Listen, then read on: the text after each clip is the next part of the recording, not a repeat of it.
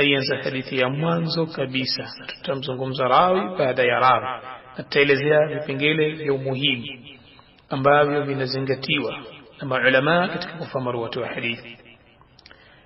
Hadithi ya kwanza ndani ya Sahih al-Bukhari, Imam al-Bukhari asema qala al-Bukhari. Sisi katika fani ya hadithi katika sanadi ukiona hadathana au akhbarana au anba'ana, hata kama hakuna qala unatakiwa uiseme qala, kwa sababu bila shaka yeye mwenyewe alisema. Lakini kwa nini qala haipo? Wanasema kwa sababu ya kutokurefusha nini, kutokurefusha ile sanad. Lakini baadhi ya wakati unaikuta qala ipo. قال البخاري إمام البخاري رحمه الله أسمى حدثنا الحميدي أمت حديثي السيسي الحميدي ناني عبد الله بن الزبير أم بيجنا لك أنيت عبد الله بن الزبير. kipengele cha kwanza cha msingi cha kuzingatia katika kufahamu rai wa hadithi, kwanza ni kufahamu jina lake nani.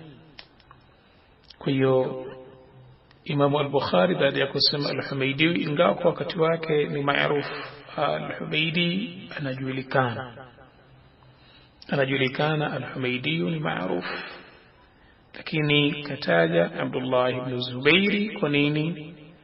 Asije kuwa kuna al-Humaydi mwingine wakaja watu baada ya miaka kadhaa wakadhani ndiye aliyemkusia Imam al-Bukhari. Yeye akamtaja Abdullah ibn Zubairi, ambaye tukija sisi sasa katika nyongeza ya kumuelewa tutataja sehemu katika majina yake. Anaitwa Abdullah ibn Zubair ibn Isa ibn Ubaydillah ibn Usama ibn Abdullah ibn Humayd ibn Zuhair al-Qurashi al-Asadi al-Humaydi. Nukta ya kwanza baada ya kufahamu jina. Nukta ya pili, kuna umuhimu wa kufahamu kunia. Kuni sisi tufahamu kunia kwa sababu kunia hii ni katika vipengele nyeti sana kwa talibul hadith, yule anayesoma hadithi. Na ndio maana tukifunza hadithi kuna kitu kinaitwa al-kuna, yani maana yake kusoma kunia za marwat, kwa sababu baadhi ya wakati marwat watakuwa na kunia moja, kila mtu anaitwa Abu Abdullah.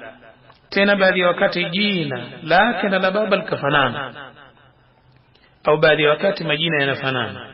Wote wanaitwa Abdullah ibn Muhammad, lakini kunia huyo anaitwa Abu Bakar, huyo Abu Qasim, huyo Abu Umar.